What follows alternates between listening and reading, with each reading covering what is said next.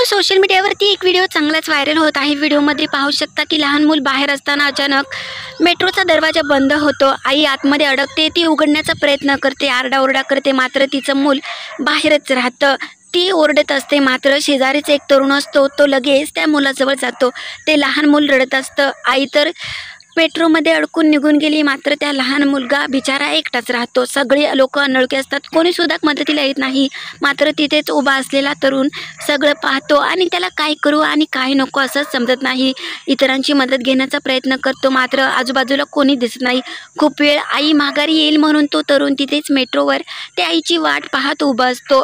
सगळ्या मेट्रो जातात, खूप वेळ होतो, मात्र कोणीसुद्धा येत नाही। शेवटी ते लहान मुलगा अचानक रडू लागतो। त्याला भूक लागल्यामुळे तो तरुण शेजारून जाणाऱ्या एका व्यक्तीला सगळा प्रसंग सांगतो। त्यावेळेस तो व्यक्ती पोलिसांना माहिती देतो म्हणून धावत पळत जातो आणि सगळ्या पोलिसांना सांगण्याचा प्रयत्न करतो। आई येऊस तोपर्यंत तो तरुण तिथेच वाट पाहतो। तोपर्यंत त्या लहान मुलाला भूक लागते आणि तो लहान मुलगा रडू लागतो।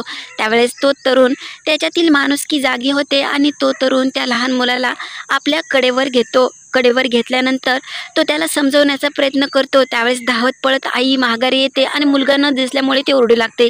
एका तरुणाच्या हातात लहान मुलगा दिसल्यामुळे तिला खूपच बरं वाटतं। ती आपल्या लहान मुलाला कवेत घेते आणि जोरजोरात हंबरडा फोडते। शेवटी त्या तरुणाचे आभार मानते, ज्याने त्या आईच्या लहान मुलाला वाचवलं असतं। मात्र सोशल मीडियावरती जसा हा व्हिडिओ व्हायरल झाला, तशा लोकांच्या खूप वेगवेगळ्या अशा कमेंट येऊ लागल्या आहे।